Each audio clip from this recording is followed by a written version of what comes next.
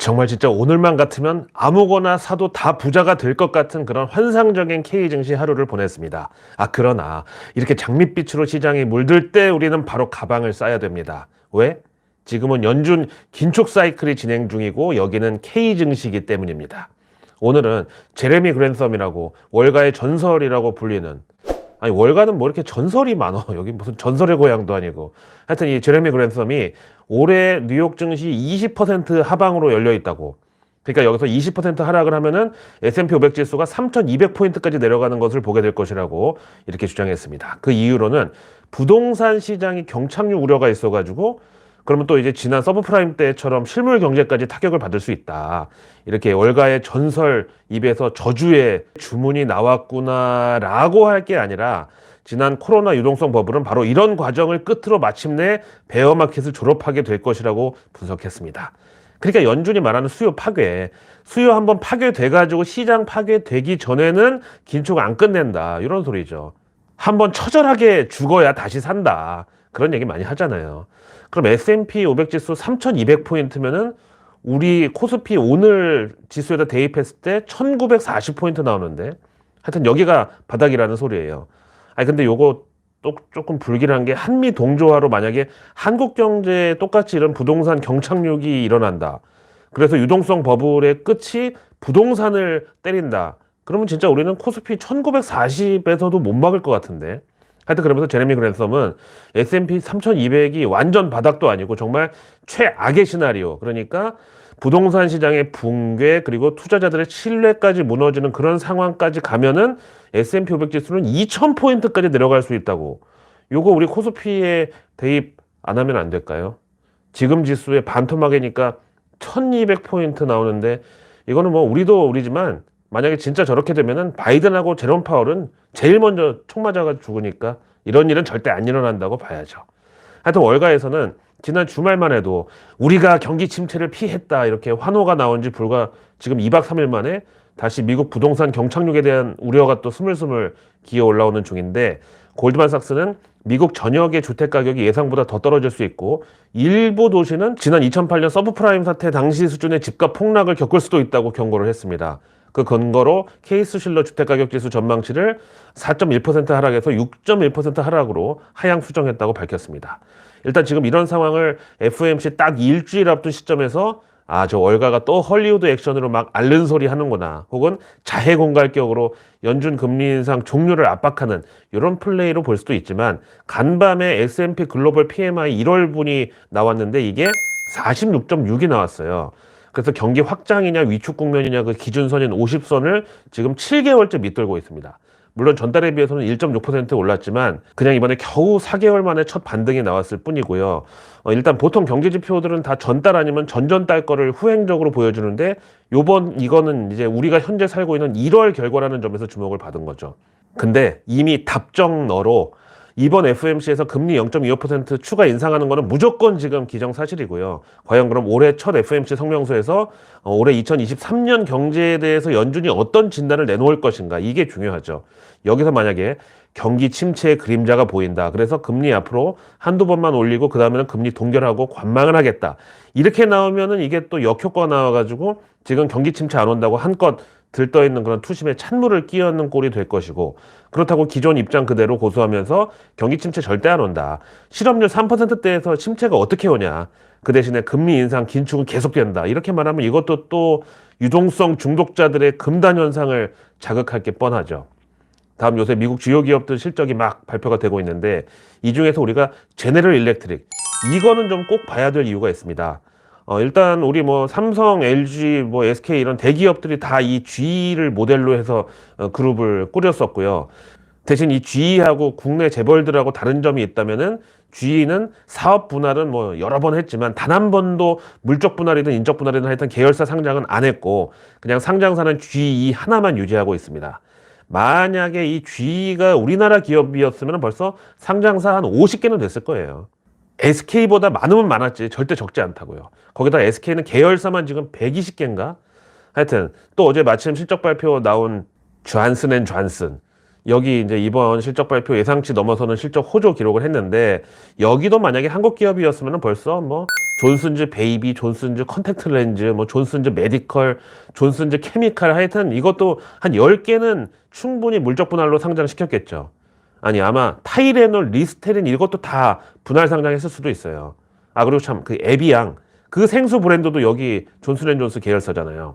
하여튼 에디슨이 창립자인 바로 그 기업 GE의 실적을 왜 보냐 하면은 이걸 통해서 글로벌 산업계의 어떤 청사진을 대충 파악할 수 있다고 그렇게 얘기를 시작했는데, 여기까지 에비앙까지 나왔는데, 물론 한때는 이 GE도 뭐 금융부터 뭐 별거 다 했지만 지금은 이제 핵심 사업 분야만 남겨두고 다 분할 매각했는데요. 이번 실적 보니까 GE 에어로스페이스, 이건 이제 항공우주 국방 이쪽 사업 분야인데, 이게 4분기 매출 25% 증가를 기록해가지고 사업 분야 중에서 1등 찍었습니다. 다음 GE 파워, 이거는 뭐 송전하고 스마트 그리드 이 분야인데, 여기는 지난 4분기 매출이 8% 증가했고요. 다음 GE 헬스케어, 이거는 뭐 우리 당장 병원 가면은 엑스레이 기계부터 MRI 기계, 뭐 GE 제품 막 널려 있잖아요, 병원에. 이쪽은 매출 증가율이 7%. 그리고 GE 리뉴어블 에너지, 이건 이름 그대로 신재생 에너지, 뭐 태양광, 풍력 발전 이쪽인데, 이거는 4분기 매출이 19%나 대폭 감소를 기록했습니다. 다음, 이제 곧 실적 공개를 앞둔 테슬라에 대해서 우리 서학개미 분들은 물론이고 K 배터리 2차 전지 관련 업종들까지 지금 전부 여기 목을 메고 기다리고만 있었는데, 근데 뭐 이 테슬라 실적은 이미 4분기 차량 인도 대수 등등 너무 스포일러가 많이 나와가지고 이번 실적이 주가에 큰 재료가 되지는 못할 거고, 대신에 오늘 나온 뉴스, 이게 저는 더 크다고 보는데, 미국 자동차 3대장 중에 하나인 포드가 독일에 있는 생산 공장을 매각하는 데 있어서 중국의 전기차 제조사 비아디가 바로 매각 협상 대상자라는 뉴스가 터졌습니다. 월스트리트 저널 보도에 따르면은 포드의 독일 지사 경영진들이 2025년에 차량 생산 계약 만료가 다가오는 이 독일 공장 매각을 위해서 다음 주에 중국 출장 스케줄을 잡았고요. 뭐 세부 사항에 대해서는 답변을 거절했다는 건데, 또 이제 비아디 이쪽도 역시 공식적인 답변을 거부했대요. 저는 이거를 사실 일종의 EEJ라고 보는데, 포드 입장에서는 사실 지금 뭐 솔직히 시류에 맞춰가지고 어쩔 수 없이 전기차도 생산을 하긴 하지만, 하여튼 같은 미국 시장에서는 테슬라가 좀 신경이 좀 많이 거슬리는 존재란 말이죠. 또 지난 주말에 일론 머스크가 모델 Y 가격 대폭 할인 때리면서 뭐 디트로이트에 전쟁을 선포했네, 뭐 이렇게 또 입을 털었었잖아요. 근데 사실 포드는 주력 차종 내지는 자기네 어떤 아이덴티티 역할을 하는 그런 차종이 SUV하고 픽업 트럭 이쪽이어가지고 지금은 굳이 테슬라하고 뭐 경쟁사 관계도 아니고요. 근데 테슬라가 요즘에 자꾸 뭐 사이버 트럭이나 이런 라인업을 확장하려고 그러니까 차라리 포드 입장에서는 중국 비아디에다가 힘을 실어주고 테슬라 물어뜯으라고 좀 던져줄까, 뭐 이런 생각을 한 걸 수도 있죠. 이건 뭐 제 생각이니까 참고만 하시고, 다음 이제 모간 스탠리의 아담 조나스 애널리스트는 테슬라에 대해서 또 부정적인 입장을 내놓았는데, 사실 테슬라가 이번 가격 인하에 대해서 경영진들은 매출 증가를 자극할 어떤 청량제 역할을 할 거라고 기대하고 있는 것 같은데, 모간 스탠리의 하우스뷰는 원래 이 가격 인하라는 게 증가하는 공급에 비해서 수요가 둔화되는 과정에서 거기 대응하려고 나오는 게 바로 가격 인하다.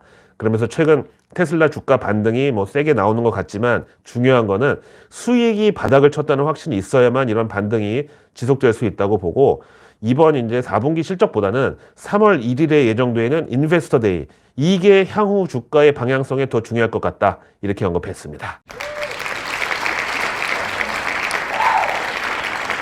런하 반갑습니다.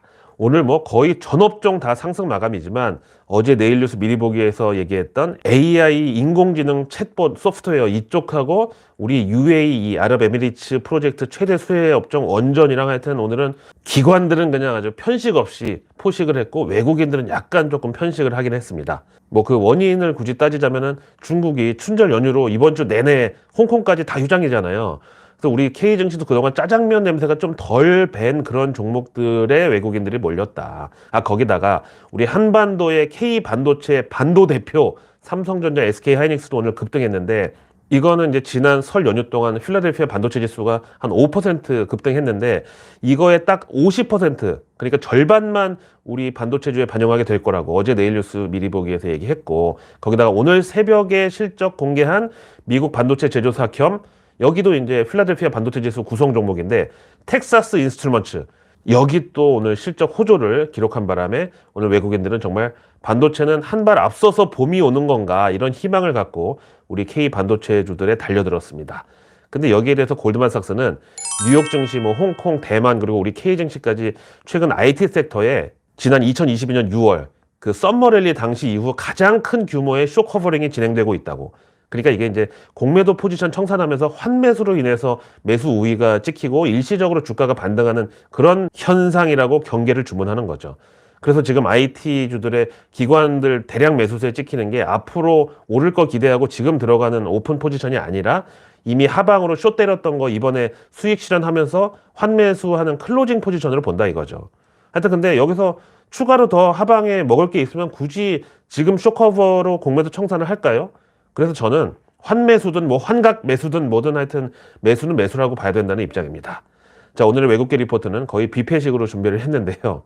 외국계 하우스들이 그 지난 설 연휴 동안 모아놓았던 K 증시 관련 리포트들을 한꺼번에 오늘 쏟아내면서 또 마침 이제 모처럼 오늘 불장이어가지고 더 주목을 많이 받았는데 우선 HSBC가 앞에 얘기했던 한국 대표 IT주들에 대한 분석 보고서를 냈는데 삼성전자의 매수 의견과 함께 목표가 7만 5천 원 제시했고요. SK 하이닉스도 매수 의견의 목표가 11만 원을 불렀습니다. 그러면서 LG전자 역시 HSBC에서 모처럼 투자 의견 매수 그리고 목표가 12만 5천 원 콜했습니다. 반면 HSBC 금융업종 분석에서는 카카오뱅크를 투자 의견 매도에다가 목표가 16,600원으로 후려쳤습니다. 하여간 외국계 증권사들이 특히 밸류에이션 조금이라도 좀 과장이 있다? 그리고 거버넌스 조금이라도 수상하다 이런 거 절대 그냥 두지 않습니다.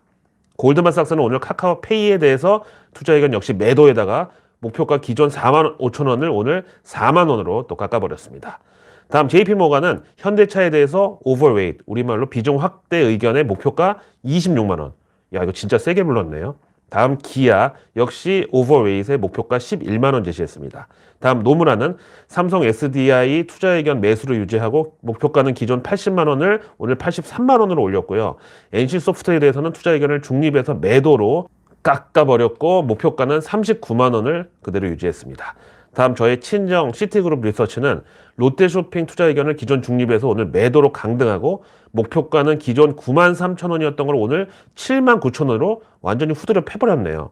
진짜 마천루의 저주라는 그 경제학에 등장하는 용어가 있는데 그 어떤 도시든 기업이든 고층 빌딩 그 마천루를 건설하면 그때가 이제 피크아웃 어떤 경기 정점에서 꺾이는 시기라고 하는데 제가 롯데타워 맨날 볼 때마다 롯데그룹이 이 마천루의 저주에 걸린 게 아닌가 생각이 듭니다.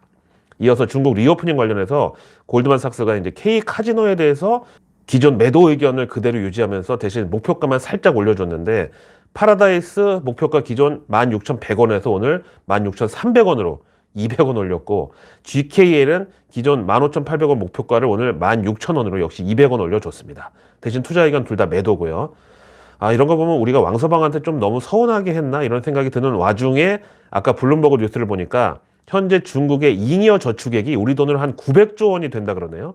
이게 이제 작년 하반기에 제로 코로나 봉쇄 때문에 중국 사람들이 소비를 못하고 갇혀 있어가지고 어떤 비자발적 저축으로 쌓아둔 돈이라는데 이게 만약에 올해 상반기에 일시에 보복 소비로 터져 나올 경우에 글로벌 인플레이션을 자극할 수 있다고 그러네요. 노무라증권은 여기에 대해서 중국의 제로 코로나 포기는 곧 세계 경제의 인플레 폭탄을 의미한다고까지 표현을 했어요. 그리고 이제 제임스 블라드 세인트 루이스 연은 총재 있죠. 비록 올해 FMC에서 투표권은 없지만 연준 매파의 그런 스피커 역할을 계속하고 있는데 이 양반도 역시 그동안은 계속 미국 임금발 인플레이션 핑계로 연준 긴축을 더 세게 해야 된다고 그러다가 이번에는 여기도 짜장면 냄새를 맡고서 중국 경제 재개가 인플레이션의 최대 위협으로 등장을 했다고 그러면서 연준은 금리 상한선을 계획보다 더 올려야 된다고 또 왕서방을 걸고 넘어지기 시작을 했습니다. 아, 그래서 내일 뉴스는 내일 보면 너무 늦습니다. 내일 뉴스를 받아보기 위해서 이제 영어식 표현으로 얘기하면은 당신이 해야 할 유일한 일은 클릭뿐이다 이거죠. 구독과 알림 설정 부탁드립니다.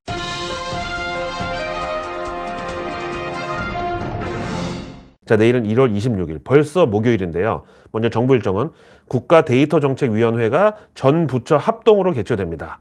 이거는 이제 데이터 3법 관련해 가지고 사이버 보안부터 블록체인 그리고 의료 데이터 또 관련해서는 스마트 병원 이 정도가 수혜주로 꼽히고요. 마침 또 내일 정부와 대한의사협회가 의대 증원 논의를 재개한다고 그러니까 이것도 역시 스마트 병원, 원격 진료 이런 관련 테마로 연결이 되죠. 다음 중기부는 내일 목요일에 중소기업 수출 지원 방안 발표 및 수출기업 간담회를 개최하는데 지원 중에서 제일 좋은 건 역시 현금 지원, 자금 지원.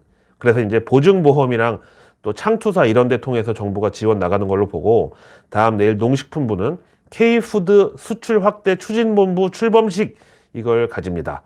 이거 내일 뉴스플로우에 막 타기 좋죠. K푸드 관련해서는 이제 증시 테마들이 여러 번 들썩거렸었는데 정말 올해가 K푸드 세계 정복의 원년이 되기를 바랍니다. 다음 내일 우리 군이 지난 북한 그 드론 무인기 사건 검열 결과를 발표하는 날인데요. 참 이번에 폼페이오 그 전 미 국무장관 겸 CIA 국장 자서전을 보니까 여기 여러 가지 재밌는 내용들이 많아가지고 저는 요즘 여기 푹 빠져 있는데 북한 김정은이 한 40분에 한 번씩 담배를 안 피면 안 되는 그런 꼴초에다가 어떤 키작남 컴플렉스가 심해가지고 깔창을 한 5cm 정도 깔고 다닌다고 그런 것도 있고 그리고 또 폼페이오 앞에서 김정은이 중국 애들은 거짓말을 너무 많이 해서 믿을 수가 없다고 그랬다는 것도 있고 하여간 이 양반이 정말 계획대로 공화당 대선 후보로 나오면은 또 우리 한반도는 또 시끄러워지지 않을까 그런 우려도 되긴 됩니다. 자, 내일 경제 일정은 한국은행 금통위 본회의가 열리는데 이번에는 금리 결정은 아니고요. 요즘 이제 바쁘게 시장과 소통하고 있는 하는 이창용 총재가 과연 지금 미국에서 슬슬 얘기 나오는 부동산 경착륙 우려에 대해서 어떤 입장 표명이 있을지 저는 이게 핵심이라고 보고요. 다음 내일 이제 민주노총 전국 택배노조 CJ 대한통운 본부가 파업에 돌입한다네요. 야, 진짜 택배 마비되면은 여파가 너무너무 클 것 같은데 부디 잘 협상이 되기를 바랍니다. 다음 내일 미국은 4분기 GDP 속보치가 발표되는데 일단 뭐 기대치는 많이 낮은 상황이라서 뭐 큰 우려는 없지만 이게 또 너무 부진하게 나오면은 그놈의 경기 침체 우려에 또 불을 붙일 수가 있고 대신 지금 미국 부채 한도 다 꽉 찬 상황에서 재무부가 비상 재정을 운영하고 있잖아요. 근데 이거 GDP 부진, 경기 침체 우려까지 더해지면은 당장 2월 1일 FMC에서 파월이 아주 야멸차게 긴축 매운맛으로 나오기는 힘들긴 하겠다. 그렇게 보는 거고. 그리고 내일 미국에서는 마스터카드, 아메리칸 에어라인 실적 발표 있고요. 또 장 마감 후에 인텔하고 비자카드 실적 공개하는데 다른 건 뭐 됐고 인텔이 제발 반도체 하락 사이클 다 왔다. 이 정도 언급만 해줘도 저는 더 이상 바랄 게 없겠습니다. 다음 내일 우리 증시 일정은 스튜디오 미르가 이틀 일정으로 공모 청약에 나섭니다. 그리고 대한항공 아시아나 합병에 대해서 내일은 영국 시장경쟁청에서 입장 발표를 앞두고 있는데요. 이게 진짜 이렇게 오래 걸릴 일인가 모르겠어요. 처음 이거 둘이 합병한다고 얘기 들었을 때는 그냥 승무원 복장 통일하고 비행기 도색만 새로 칠하면 되는 거 아닌가 싶었는데 제가 너무 무식한 생각이었고요. 이게 생각보다 엄청 복잡합니다. 자, 오늘 하루도 고생 많으셨고요. 저는 내일의 내일 뉴스를 들고 찾아뵙겠습니다. 고맙습니다.